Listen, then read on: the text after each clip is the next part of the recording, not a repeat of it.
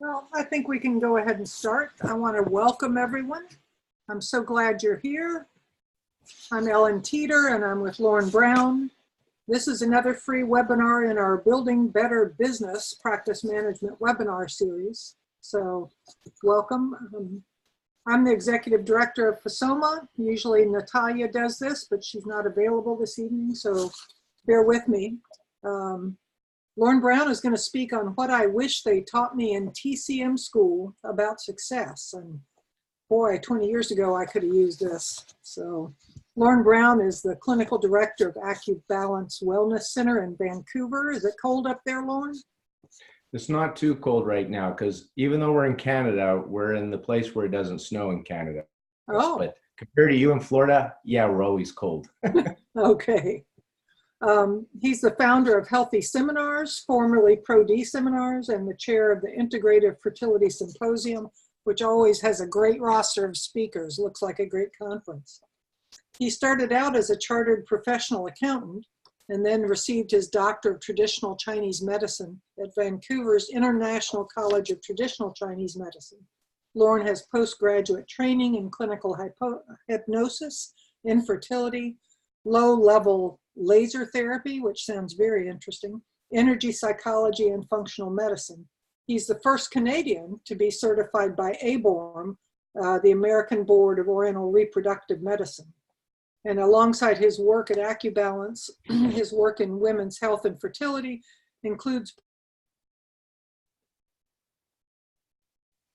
publishing the AcuBalance and bringing acupuncture on site to IVF clinics in Vancouver, as well as establishing the Integrated Fertility Symposium. He's integrated his entrepreneurial skills, which we to hear more about, and for Chinese medicine, establishing a very successful fertility practice and pioneering online education. He's well known to FSOMA, having attended our conference and been a speaker for us before. He's also well known for his Integrated Fertility Symposium, which is an international conference for CAM practitioners. He published a practice management book for TCM practitioners, Missing the Point, Why Acupuncturists Fail and What They Need to Know to Succeed. And his latest book on treating infertility will be published this summer coming up. Missingthepointbook.com is where you can get that book, and I highly recommend it. I'm going to do a little housekeeping. I will be turning off my mic and video and turn the program over to Lorne in a second, but I will monitor the chat box for questions and hope that you'll post them up there. You can look in your phone at the bottom or your computer and look for the chat icon to post them. If it works to turn it over to Lorne during the program or to ask a question, I'll jump in. Otherwise, we'll ask them after the presentation. So thank you, Lorne, and welcome. Thank you very much. I appreciate the invitation. And do we still have time with that nice introduction? Did we use up all our time for the talk today? No, you've got an hour if you want it. So, you know, for those that are students, I know there's students on here and there's those that are practicing. You know, I remember when I left my profession as a chartered accountant, a CPA, and I was in my second year of TCM school, and it clicked for me. And there were a few people in that class, myself included, that I think we heard things. We had the right attitude, and I knew I was going to be a successful practitioner. And I'm grateful that I have the abundance and success in my practice. Now, I graduated with 50 other classmates, and I would say more than half are not practicing anymore. And of the 25 or so that are practicing, only a few of us are doing extremely well. And it's because of what we picked out when we were in TCM school. What the title of this talk is, What I Wish They Taught Me in TCM School. There's a few of us that got something that the rest of us didn't get. And when I look and I interviewed people for my book, there was something that those that were doing really well, making an incredible living with integrity, feeling successful, helping people, getting paid to help people, there was a few people in each little city that I would visit that were doing really, really well. And then the rest are struggling or are finding part-time jobs. And so I'm hoping you'll stay on to the end and you'll find out now what you wish you would have been taught in TCM school. And if you're nailing it now and you're doing great, then this will help you maintain it and even take it to another level is what I hope for you. I do want to express some gratitude right off the bat. I feel pretty grateful that I get to experience the abundance and that I have such gratitude that I get paid to do something that I love to do, and what I love to do helps other people. And I have great gratitude for FSOMA for inviting me to give this talk, as they must see some value in what I have to offer. So I acknowledge that and I appreciate that. And then for those of you that have joined this webinar, I'm also very appreciative for you guys coming on to hear what I have to say. So this is about what I wish they taught you in TCM school. Now I want to start off right off the bat and let you know that my intention is that this material that I share with you is powerful, simple, and effective. And a warning, when things are so simple, and what I'm going to share with you is so simple, when things are so simple, they're at risk of being dismissed or worst case, being ignored altogether. Okay, so this is something to let you know that I want this to be powerful for you, simple and effective. I know the concepts I share with you work. They work for me. They work with people I've mentored and the people that I interviewed for my book, Missing the Point, Why Acupuncturists Fail and What They Need to Know to Succeed. These are the principles that people apply in their life.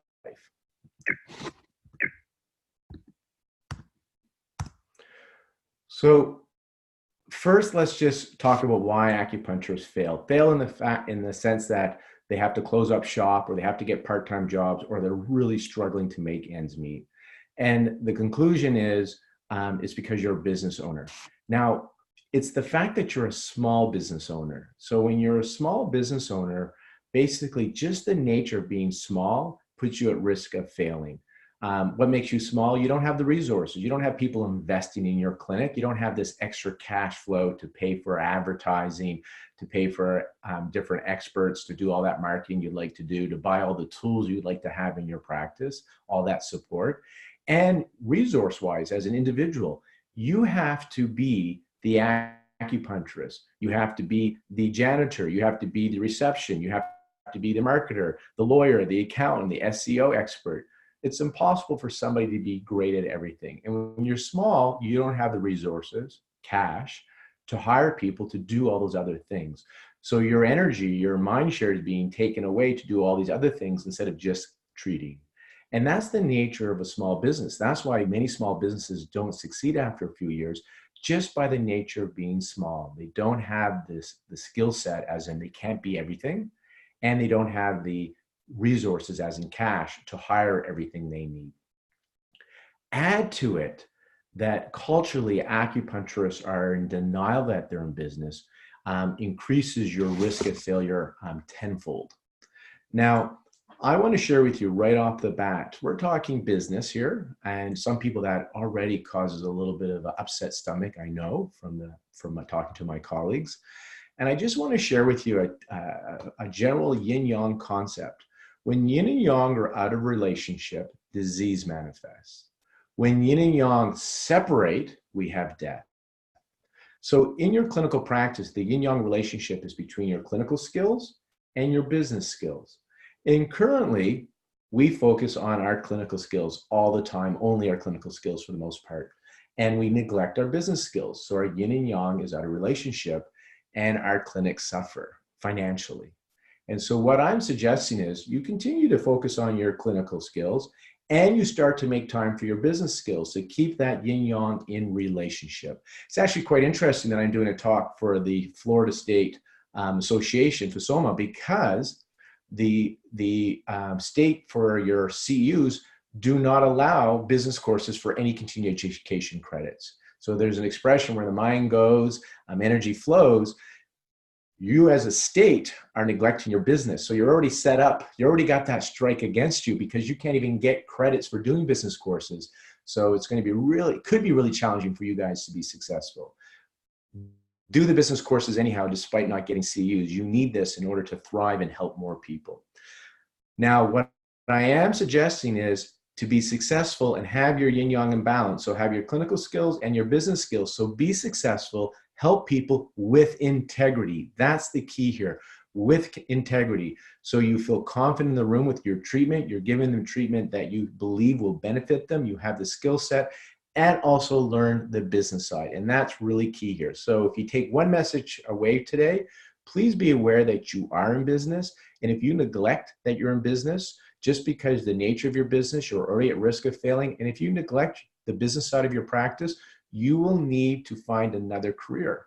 And so I really encourage you to take care of the business side of your practice, because the public needs us. The public needs more prosperous acupuncturists to help support them in their healing and well-being. Now, it all starts with attitude. So I'm sharing with you concepts of what I wish they taught us in TCM school. And I want to let you know that the key concept here, the key is it starts with attitude. In interviewing entrepreneurs and successful people and successful practitioners, it's their mindset, their attitude. And I have a background as a clinical hypnotherapist as well. So this really resonates with me, because your actions are always congruent with your beliefs. Your behaviors and actions are always congruent with your beliefs, the programs that you are running.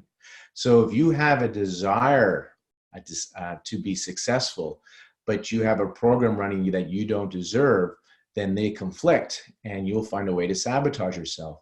If your heart, if your mind, if you want to be successful, but your heart says being rich as an acupuncturist, it's immoral, then you'll find a way to sabotage yourself. So basically, when the heart and mind conflict, the heart wins. When the subconscious and the conscious conflict, the subconscious wins.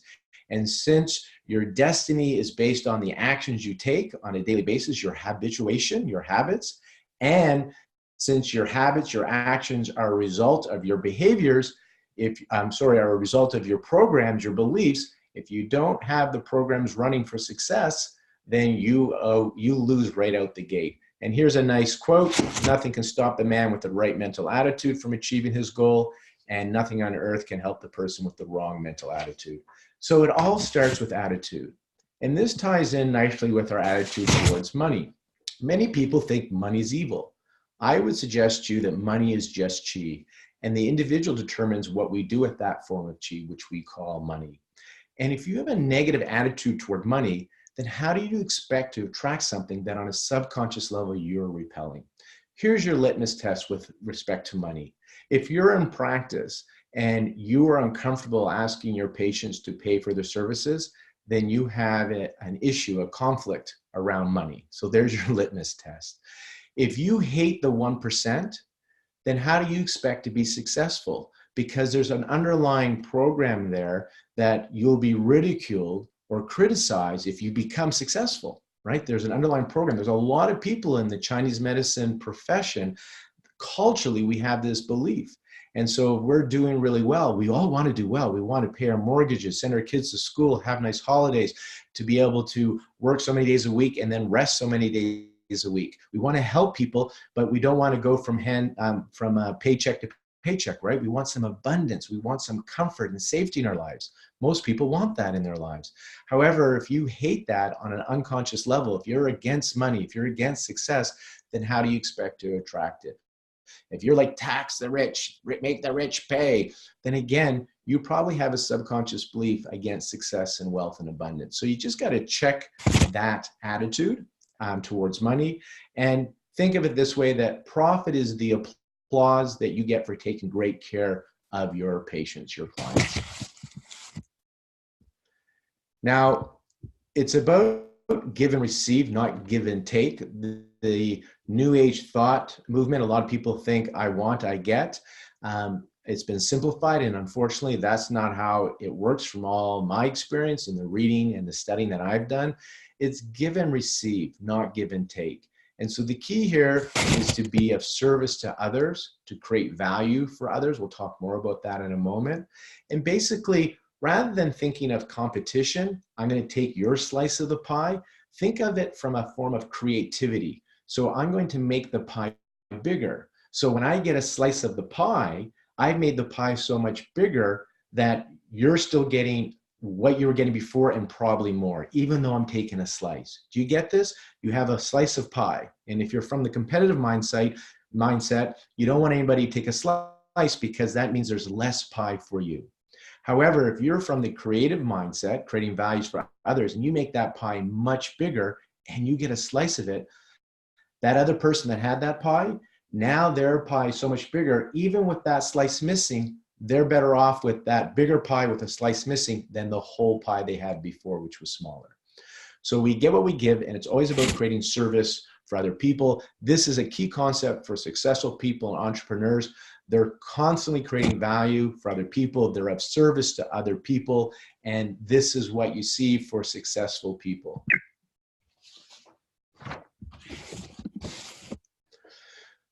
So if you create value, profit will follow. And this is to tie into this last slide that we just went through. You want to create value for others before you can even claim your share. And there's an entrepreneurial expression or quote that says, I only expect opportunity in life after creating value for others.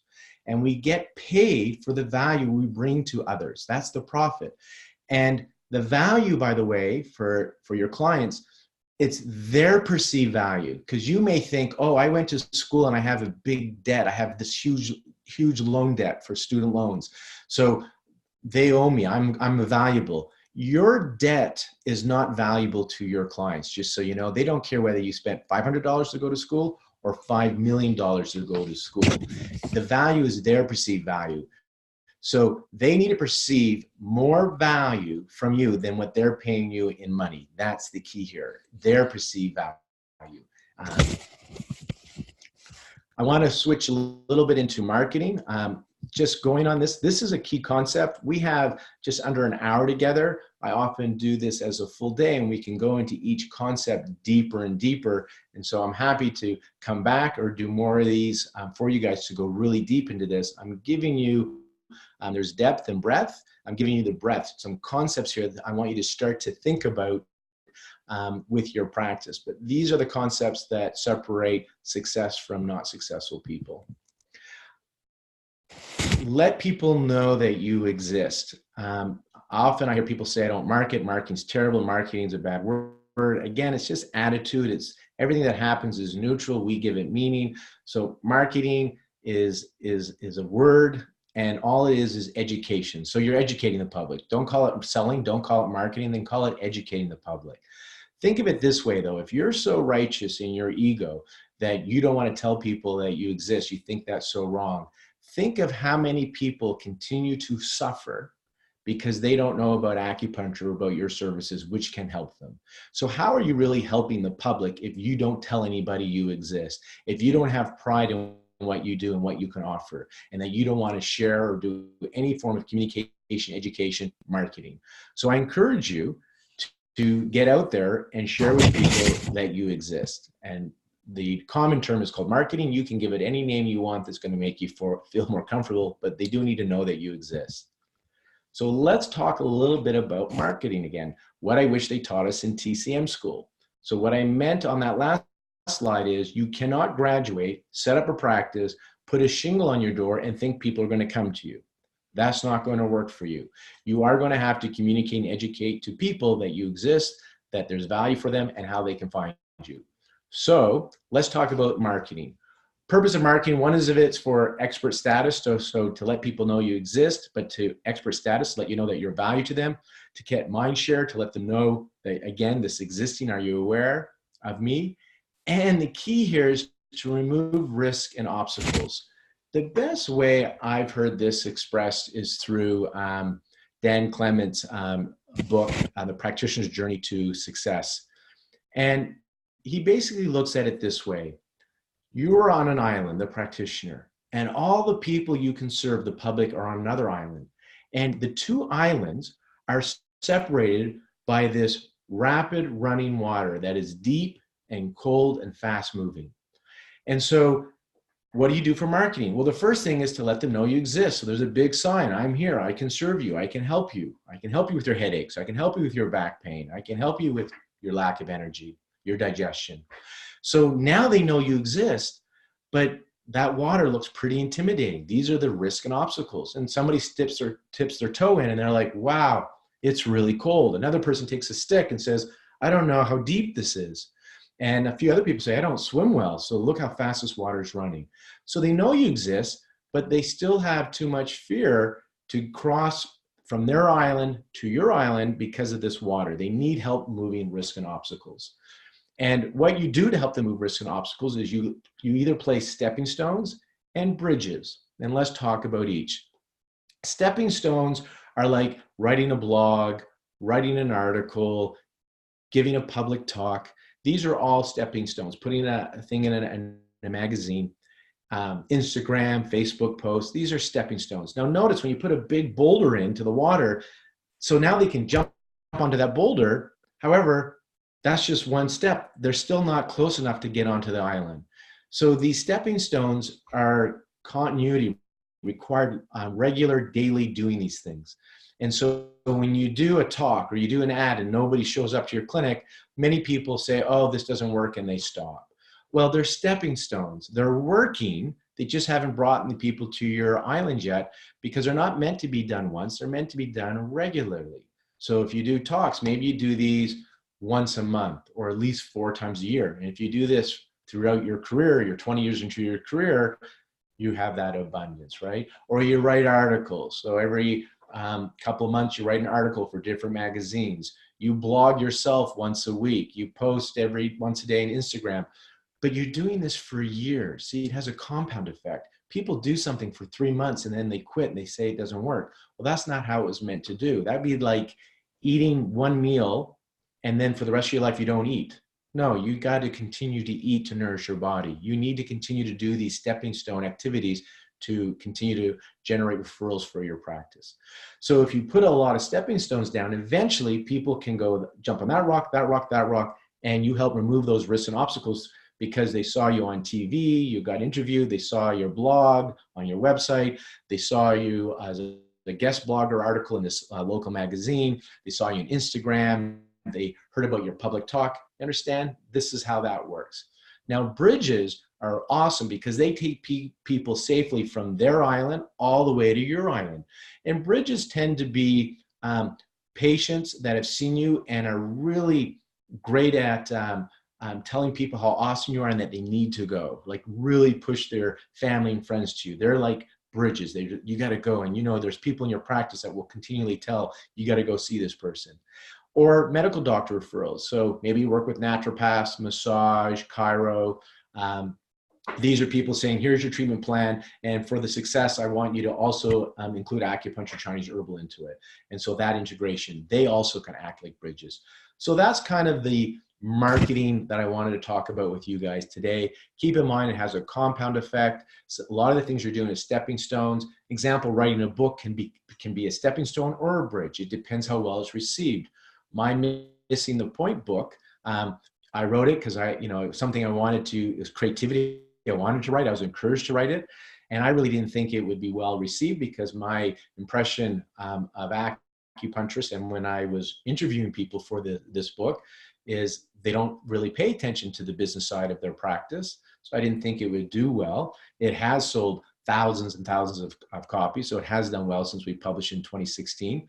But it acts like a bridge for me. I've spoken around the world, in Israel, in the UK, in Austria, in Australia, and in the States on business only after that book was published. Now, I've always had that CPA background. I've had the successful practice, but when that book came out, it kind of acted like a bridge and got me lots of opportunities to do things with it. There are practitioners in our industry that have written books for the public, and it has taken them from one level to a whole other level, got them invited on certain talk shows even. So this books can be a stepping stone if you self-publish and not a lot of people read it, but it looks impressive. Or if it gets into the hands of a lot of people, it can act as a bridge.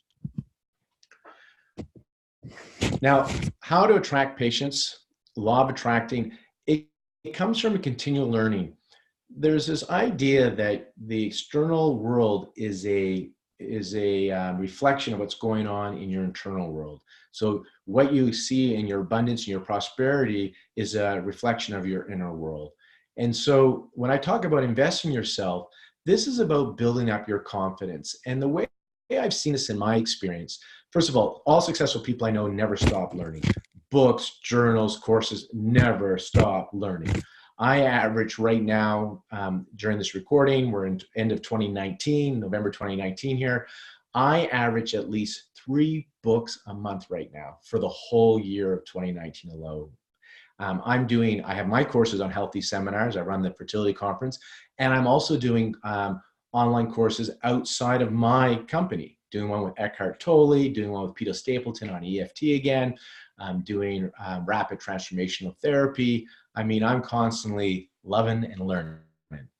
Now, why is this so important? When you have a transformation on the inside and on the internal side, and what I'm talking about here is confidence.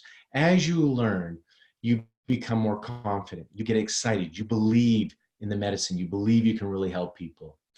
And this sends out a beacon into the ether and attracts people to you. So basically, what I believe is happening as you learn and you build confidence, there's this invisible force that comes, a vibration that you give off, and you attract people to you. And so if your confidence is low, your belief is low, then you may have intention that you want to help people, but your beacon is quiet that you send out into the ether. It's just not a strong signal. But if you're learning and you're loving and you're believing, then your beacon is loud and it's picked up by many people, and they find you in serendipitous ways. I always say it's like these invisible hands from the heavens come down and open up doors that you didn't even know existed. And so one of the best ways to attract patients is to constantly invest in yourself. There's online courses, find mentors. I've had mentors in business. I've had mentors in Chinese medicine, join seminars. So there's a few of you on tonight. Keep trying, keep doing it, right? Every time you fall down, it's not failure, it's a learning opportunity. I have groups. I do once a week group learning. So once a week, I'm together with a group. And as I mentioned, I keep reading. So this is key. And so there's a quote, do something today that your future self will thank you for. And so this is kind of really what this is all about, and it's key. And think about this. How do you expect other people, your patients, to pay for your service if you don't pay to elevate your skills? Again, the external environment's a reflection to your internal environment. If you're having patients that say they can't afford you, I bet you're also the person that says, I can't afford to take that course. I can't afford to go to that conference. Of course, you're attracting people that can't afford your services. Like attracts like. And so when you get patients that say they can't afford your services, look inside. This is what's going on. It's not the outside, it's the inside. And when you start to feel valuable and you really build your confidence in the value that you offer, then they will perceive that as well. And you'll attract those people that can afford your services and are willing to pay you for your services. So create value internally and externally. So Jim Rohn, great quotes from him: to have more, you simply have to become more. Don't wish for it to be easier, wish for you to be better. Again, that's the investment. Change on the inside. Do something for yourself today that your future self will thank you for, right? And then become 3 times more valuable so you can make 3 times more money. If you really want to be more valuable, then please keep investing in yourself. So I have a Bachelor of Science. I'm a CPA. Did my Chinese medicine, acupuncture, then I did the practitioner, then the doctor of TCM in British Columbia. And I didn't like doing school and taking tests. I thought I was done. But lo and behold, the American Board of Oriental Reproductive Medicine came.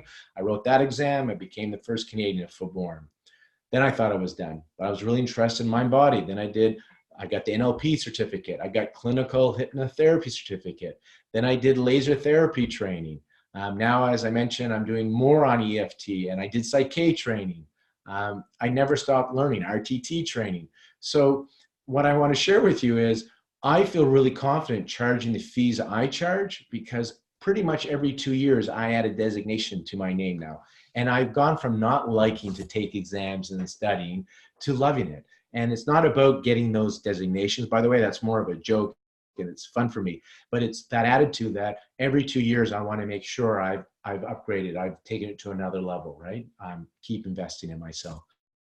And patients do get on planes from the Middle East, from Eastern Canada, Eastern states, from Western states. They fly to our clinic. Even though there's acupuncturists on their city block, they fly to our clinic. And I think it's a lot of the perceived value that they see from that as well, that we communicate through our web and other ways to communicate to patients what we do and offer. Free has no value. So I just wanted to share with you that, you know, the practitioners here, you probably notice that when you give free treatments or greatly discount your services, these are the patients that show up late or no-show you. And that's because free has no value. It seems that patients who pay full price are the ones who quite literally are invested in the service. Something transforms us when we have to pay for something. It makes something of us when we pay versus when it's free. And basically, if it doesn't cost much or it doesn't have a lot of effort, we probably would not call it valuable. That's why fake pearls, pearls made in a farm pearls versus real pearls, there's different values for them. So if you're going to discount, and I do discount, but think of it again from a business perspective. When I do discounts or if I do a free treatment, it's considered charity. It's not my business model. Every individual and every business, I'm sure, budgets. Like, you don't give all your salary to charity. You have a budget and you have charities that you like. And so let's be realistic. You as an individual cannot take care of the world. You can take care of people, but it's not your responsibility. It's not a realistic expectation to think that you can service everybody, which means you don't have to give everybody free treatments. And when you do give free treatments, because we do some free treatments and we do some discounted treatments, it's charity and we have a budget. And once we reach that, we don't keep doing it for that year. And then we can start again next year. There's only so many people we can do this for, all right? And I can go into much more detail maybe in the Q&A how we do our discounting, but do change that mindset. It's charity, okay? And when you discount, for a lot of people, it loses value and they don't stick with the treatment, unfortunately. Now, we talked about some concepts here. I want to stress this point that right action must follow right thinking. You can't think your way to success. You got to have the right mindset. And remember, I said your actions are congruent with your programs, your subconscious programs. However, your actions are congruent. I did mention actions. So you must have right action. Right action must follow right thinking. So the value is not in knowledge. You can read all the self-help books you want. You can have the knowledge. Without the application, you don't get the value. So I love this saying, Chinese saying, to know and not do is to not yet know. So the key here is to take action. And I thought this sign was quite cute, so I put it up here, caution men at work. And then below it says, women work all the time, they just don't need to put up signs. This is what my lovely wife tells me all the time. So what's the difference between success versus failure? It falls on this action. What is easy to do is also easy not to do. So failure is should, could, don't. Success is should, could, will. You see how close they are? You know what you should do. You know you could do it, but the successful person does it, and the person who's not successful doesn't do it. Because what is easy to do is not easy to do. Great example to share with you. I had somebody apply for the patient coordinator position, and in her application, her cover letter, she said the following: I'm really interested in this position. I apologize for not sending you an updated resume, CV. If you are seriously considering me as a candidate, please let me know. I'd be happy to forward you an updated CV. Come on. This is pure failure. She knew she should have sent an updated resume. She wrote it in her cover letter. What's preventing her from doing it? She could have done it, but she didn't do it. Do you see the difference between success and failure? Everybody has a book inside them, but only a few people sit down and have the discipline to write the book. So the difference between success and failure is the action. Everybody has good intention, but good intention must follow the right action as well. So just wanted to let you know, just sharing your good ideas on Facebook. You're not fooling anybody. You actually have to follow up your intentions with in the right thinking with action. another concept here that's huge, fear versus courage. And I've had lots of experience with this. And I reading a book by Dan Sullivan gave me a transformation to understand what was going on. Because there was many times where I did not move forward in an opportunity out of fear. And so fear versus courage, this quote says, courage is the willingness to act in spite of fear. So the key here is courage is not the absence of fear, but rather requires fear. So it's not that these successful people they're so brave they don't feel fear. No, they feel fear, but they act in spite of it. And this is the book I mentioned from Dan Sullivan. And kind of a few things I wanted to share with you around courage versus fear, because I know a lot of you have opportunities and some of you are able to move forward in it, and some of you, you're frozen. Literally, you freeze and you retreat. So fear is not necessarily a sign that you should stop. So don't think of it as that. It's often a step in the process toward a breakthrough. And I'm going to share a personal story. So Ellen alluded to my conference, the Integrated Fertility Symposium that we run in Vancouver in 2020. The ifsymposium.com 2020 is in April in Vancouver. And our first that will be our 6th IFS. The first one was in 2015. Now here's the story behind it to show you courage versus fear. I was motivated to do it. My late friend Ray Rubio always wanted to do a conference on fertility, and he wanted a destination conference. So the conference was in Vancouver for Americans, basically.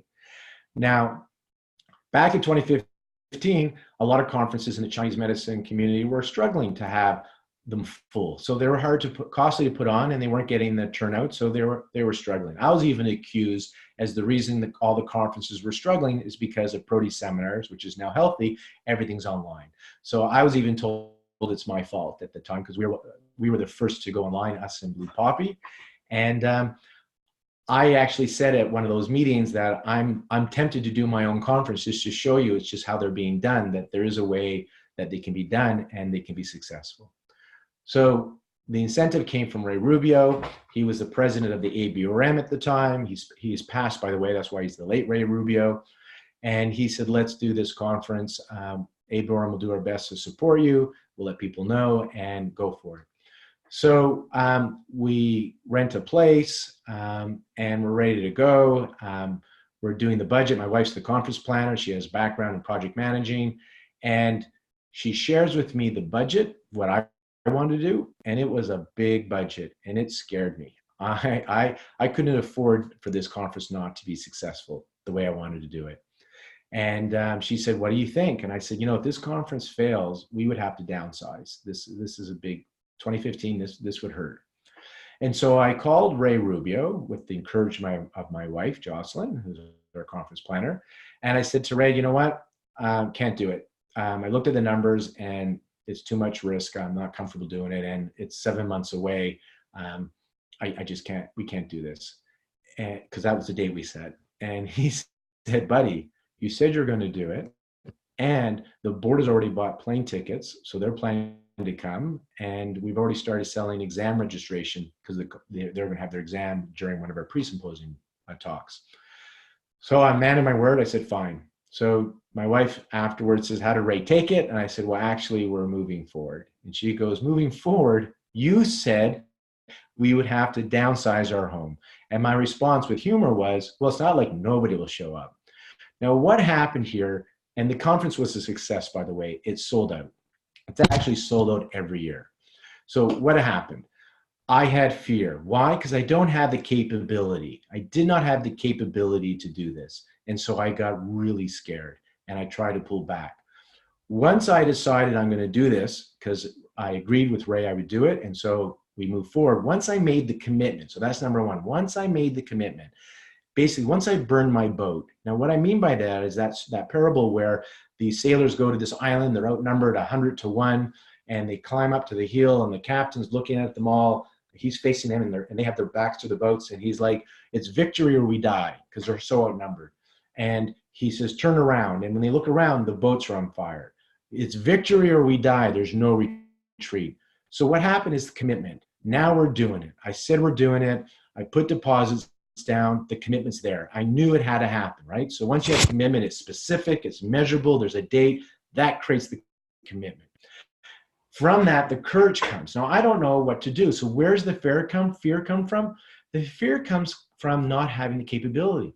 I never put on a conference. I had ideas. I had theoretical ways. I've seen conferences. I go to them all the time. I've exhibited at them. I've spoken at them. I thought there were better ways to do it, but I'm on the outside. It's easy to sit on the fence and criticize the players and coaches, right? Now I'm going to coach and play. So I went into it with fear. But where courage comes from is, and Dan Sullivan, this is his terminology, when you're afraid, you piss your pants, but you go ahead and continue on with wet pants. So was I terrified? Yes, I was, but I was committed. Now that required courage because I committed. Now I'm doing it. I'm scared. I don't know how this is going to turn out. And we called, we learned, we talked to people, we consulted with people. And through that, we developed number 3, capability. We learned how to do this. And number 4 is we got confidence. The conference sold out. Now, 2 weeks before the conference, my team was burnt out. They were not happy putting on this conference. It took a lot of work because it was my Pro D company, Healthy Seminars, and AccuBalance, myself and my wife. We were the ones putting this conference on, and we worked our butts off. Thank you, by the way, to all my team. But now we had confidence. We did it and we sold out. I need to know it wasn't a fluke. And I want to know if we could repeat it again. And I had the confidence. I had the capability. We had systems in place. So I said to the team, I know, et cetera, you hated this, blah, blah, blah. However, we're doing it again because we have systems in place. It's going to be easier the next time. And it has been. And so we're in our 6th year, ifsymposium.com, and we put together an amazing conference. It's different than any other Chinese medicine conference. It's international, integrative. And it started with a commitment. We were afraid. We had a lot to lose. We found the courage, because there's no courage with the absence of fear. We did it with wet pants. We developed capabilities. That gave us confidence. And the key is, it's a cycle. Next thing, you're going to find another commitment that takes you to another level. So you're going to constantly grow. So you're always to know that this is the process. So when the fear comes up, now you don't have to retreat or freeze. When the fear comes up, it doesn't mean no.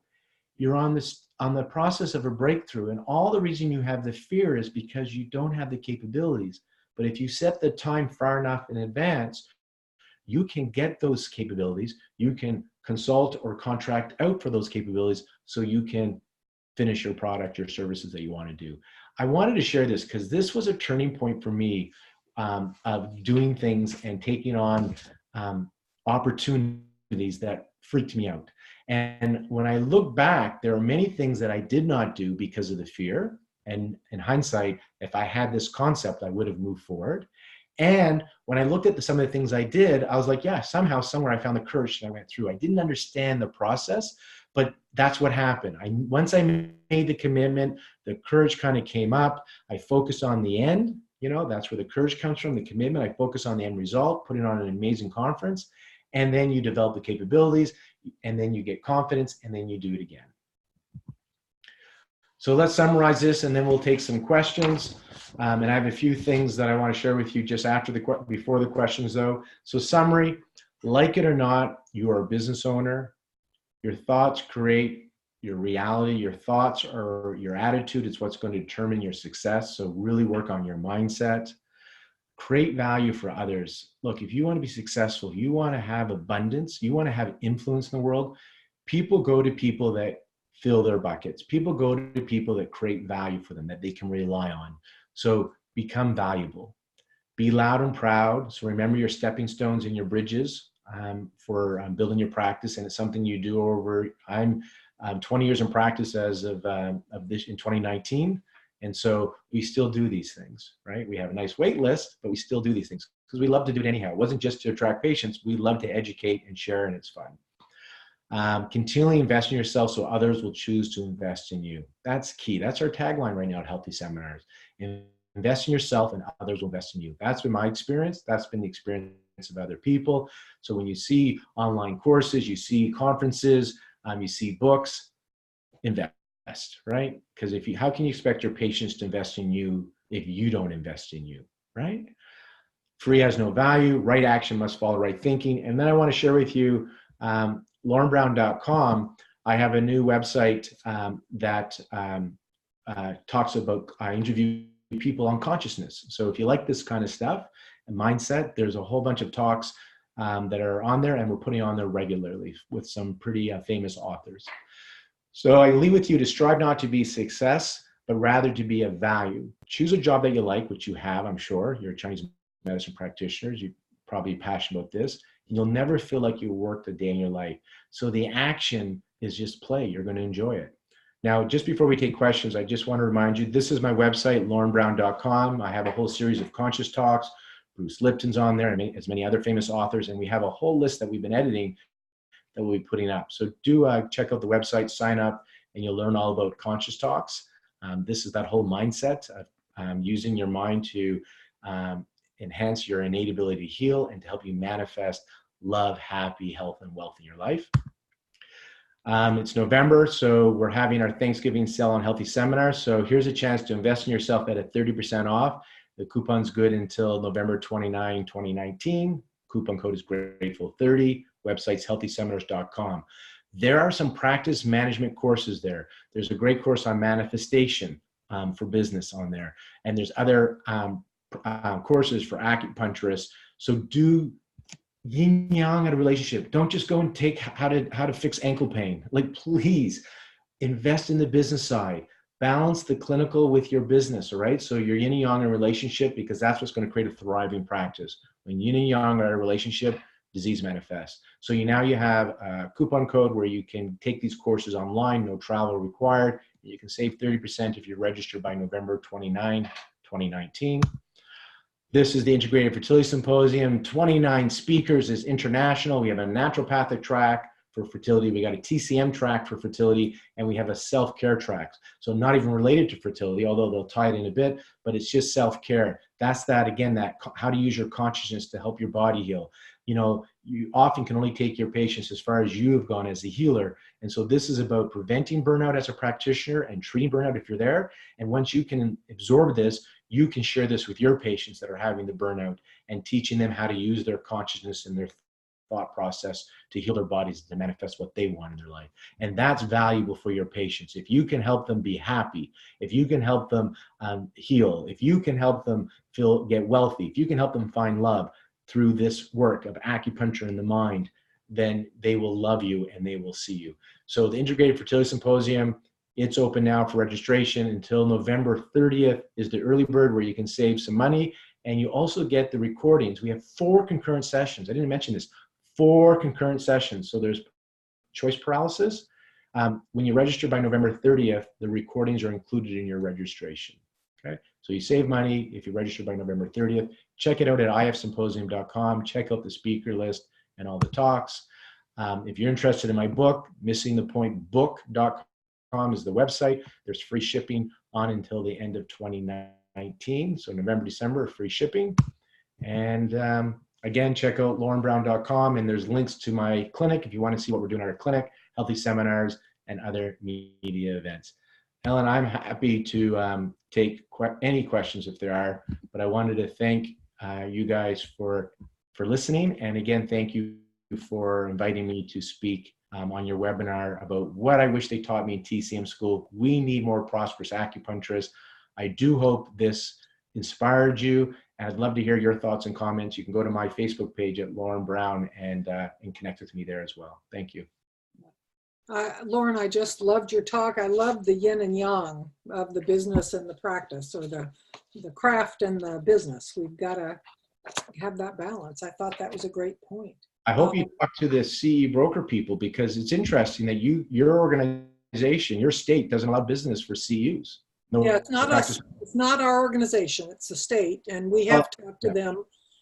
There are some other boards that do allow it, so we're hoping we can get a little movement on that at some point. Although I think people need more practice management than they might give us CEUs for. They're not going to give probably more than 5 or 6. And for the listeners, that's an excuse. See, that's a mindset. No, excuse, right? Oh, I don't get CEUs.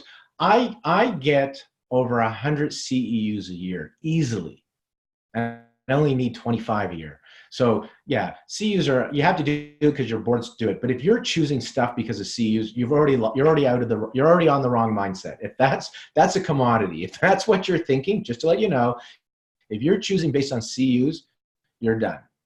You're already, you lost out of the track. You're done. Okay. I've done this enough. 20 years in practice, mentoring people, auditing as an auditor. I've seen the mindset. If that's how you're choosing, then you're like the masses, and the masses, unfortunately, are not doing well. So if you want to be successful and not be like everybody else, then you're going to have to think differently.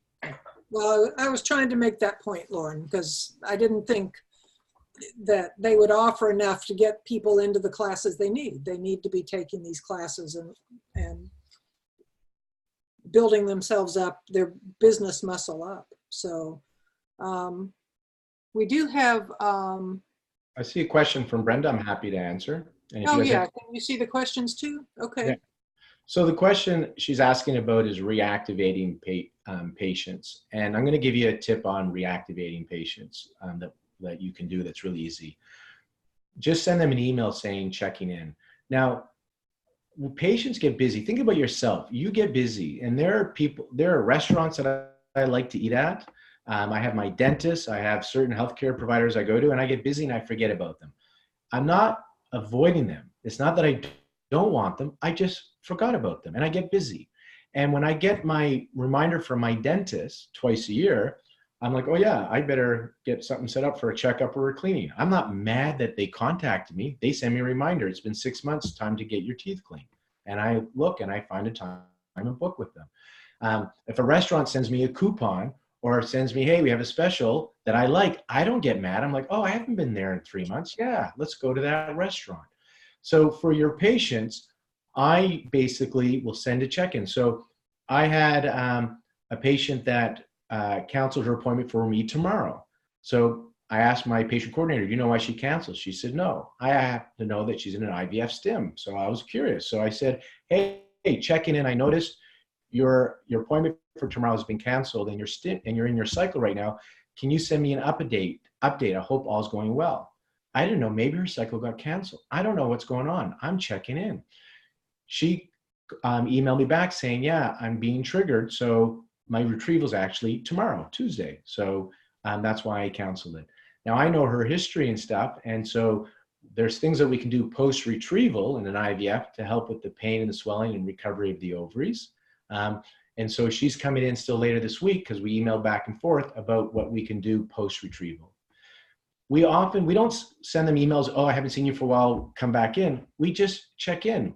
Hey, I noticed you're not scheduled anymore. I wanted to check in how you're doing, right? Or I haven't seen you since a month ago, and I wanted to check in to see how you're doing. Can you please let me know? End of it. And they'll often say, yeah, I cancel my appointments because my back pain is 100% gone. I can't believe it. 2 treatments is gone. Or, yeah, I'm pregnant. So a lot of people think they drop off because they don't want to see you. And a lot of patients drop off because you got success. You fixed them, right? So that's why they stop coming in, or they just got busy. And all they need is a reminder, a gentle reminder. And so that works well. We always send out an email on their birthday. So we send them an email on their birthday and we want to celebrate the birthday. So they get their age off as a percentage. So if they're 30, they get 30% off if they come in that week. If they're 70, they get 70% off that week. So an email for check-in. So that's one thing we do for reactivating patients. We just want to know where they're at. And then a lot of the electronic medical records, we use Jane, and they'll be at our conference, their exhibitor, if you want to meet them at our conference. They have it that you can send reminders. So we can set reminders how, if they haven't been in or booked an appointment in so many weeks or months, it will automatically send them a reminder. Okay, so thank you for the question. It's much easier to bring in a patient that's seen you already than to attract a new patient, cost-wise. Businesses all know that it costs more to bring in a new patient than to have a returning customer. And so one of the things that I did poorly, I set my clinic up as a fix-it clinic versus a maintenance clinic. So we're fertility experts in my clinic. We treat everything, but we're known for fertility. So patients would come while they're trying to get pregnant, and after 6 months to a year, if we didn't succeed, they would drop off. And some, if they got pregnant, would not come throughout their pregnancy. A lot of practitioners do maintenance and have them come in 2 or 3 times a year. Our patients, if they're not trying to get pregnant, they would stop seeing us. And so I always would need new patients because people stay with me 6 months to a year. We were so well branded for fertility that patients that loved our clinic would contact us saying, my sister has endometriosis. I would send her to your clinic, but she doesn't want to get pregnant. So can you recommend another acupuncturist? That's how well branded we were for fertility. So the fix-it maintenance, when patients come in, educate them, because our goal is they come in needing us. And then if you treat them after a certain period of time, they get to a point of doing well. And then our goal is, can they maintain that and even take it up another notch? So they come in needing us. They come in for several weeks, months, and then they continue not because they need to, but because they want to. And that education is in the room. Educating them about, you're coming in regularly now, but once we get you stabilized into balance, then the goal is that you just come in a couple of times a year for maintenance. Now, obviously, if you fall off the horse, figuratively, then come in again so we can get you back into balance. But if you're doing well, just a couple of times a year, and that's where you set your reminders for your tune-ups. Some people do like change of season, the solstice and equinox kind of It's a thing. great time to do that, change of seasons. Yeah, I agree. And so set up for reactivation, you just contact them. One of them is just a quick email. Some will get back to you, some will not. Quite often the response we get is, oh yeah, I've been wanting to book an appointment with you. Thanks for checking in. Here's where I'm at. And yeah, when do you have availability this week? What is the last book I read? Now, I read several books more than once, but I'll tell you the book I'm reading now. I listen to books when I drive and when I fall asleep and when I shower. I'm constantly, I'm a little unique that way, as my wife says. I'm constantly, just like we're curious we watch what we put in our mouths, I'm very curious what my eyes and ears see, right? So I'm constantly looking at that. If you want to know some books that I recommend, if you like the mindset stuff, first of all, I think my book will talk to you as acupuncturists, Missing the Point, Why Acupuncturists Fail, and that's at missingthepointbook.com. I've been following Joe Dispenza, Breaking the Habit of Being Yourself, Supernatural. I've done 2 of his workshops, advanced. I have a mentor here, the Bruce Lipton's, all these books on Course in Miracles, all this thought, Napoleon Hill, Jim Rohn. And I found a book published in 1912 called The Master Key System by Charles Haanel. And it seems to be the original of all these other people. Now, I found out that Napoleon Hill was mentored by Charles Haanel. And so the Master Key System is really on this mindset of manifesting. This is really where I think it all began. And then there's another guy by the name of Wallace Wattles. He also published his book 2 years before Charles Haanel, very similar stuff. So they probably knew each other, and he's got the science of getting rich, the science of being well, and the science of being great. It's all on mind stuff. So I read a lot of mind stuff. I have over a couple hundred books in here. I read Everything is Figure Outable by Mary Forleo this month. Gabby Bernstein, read all her books a little while ago. Let's see, what else? Dare to Lead, Brene Brown. Yeah, Joe Dispenza stuff, lots of stuff. And I go in themes, health, mind, body. Last year I read hundreds of papers and books on laser therapy because we're pioneering laser for fertility. So kind of where my interest goes. But if somebody said, what should I read now?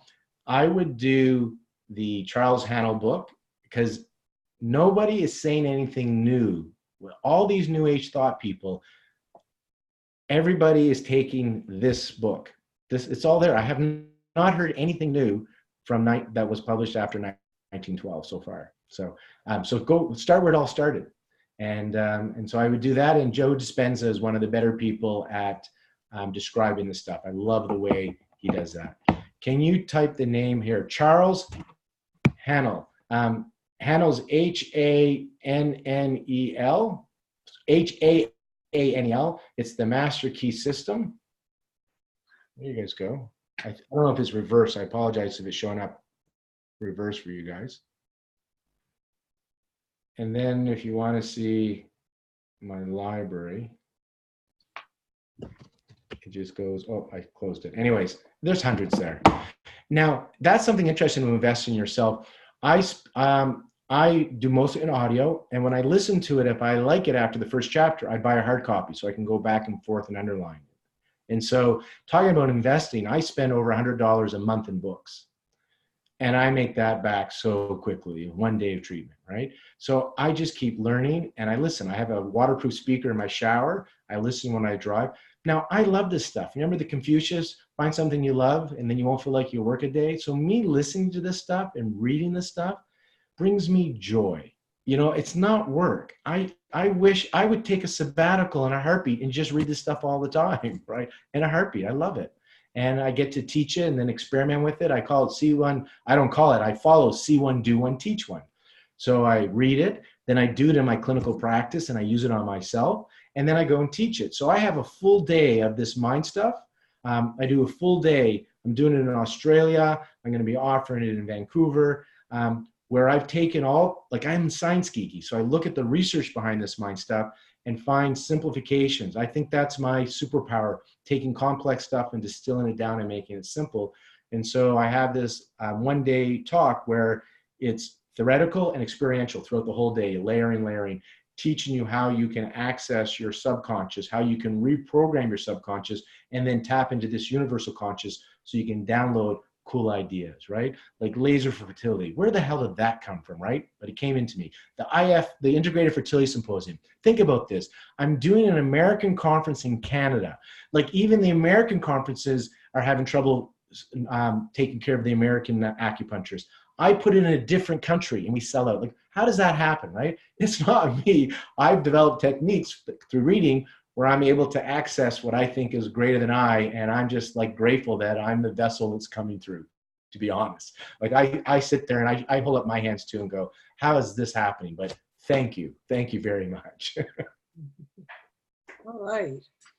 Well, thank you very much, Lorne. That was great. Some good points and sounds like some more depth that we need to take with this. So thank you. Any more questions? I don't believe there's any more questions. Ellen, thank you for inviting me. Thank you guys.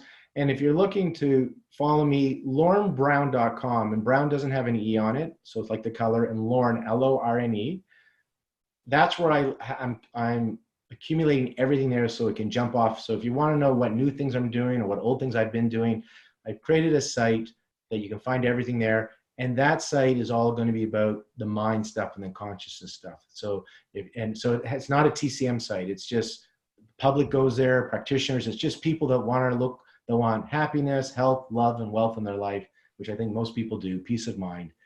So I'm just like you guys, a seeker, curious, and I'm interviewing people that have written and have demonstrated that they can manifest and do things, and asking them to share so the rest of us can do it as well. And when we get to do it, when we raise our vibration, our consciousness, the whole planet benefits. So that's how we're going to solve this global issue we have in our world, not through government, not through the external, through the internal. Remember, the external environment is a reflection of our internal environment. So all we need to do is heal our minds to affect everything. So that's my goal. That's my contribution to the world. Great. Thank you so much. A couple of things about FSOMA. We have a conference and it's been growing every year. So we're against the trend in America, I guess. So, and it's August 21st through 23rd this coming year at the Westin Fort Lauderdale Beach Resort, a new venue for us, but it should be great. It's a wonderful hotel right on the beach. So look forward to seeing you there. We also have a link to the 30% off sale at Lorne's Healthy Seminars. So look for that on the FSOMA homepage, and look for more of these events coming up at fasoma.org/B-B-B. And that stands for Better Business. Oh, I forgot my alliteration. Better Business. Anyway, all right. Thank you so much, and we'll see you all later. Thank you.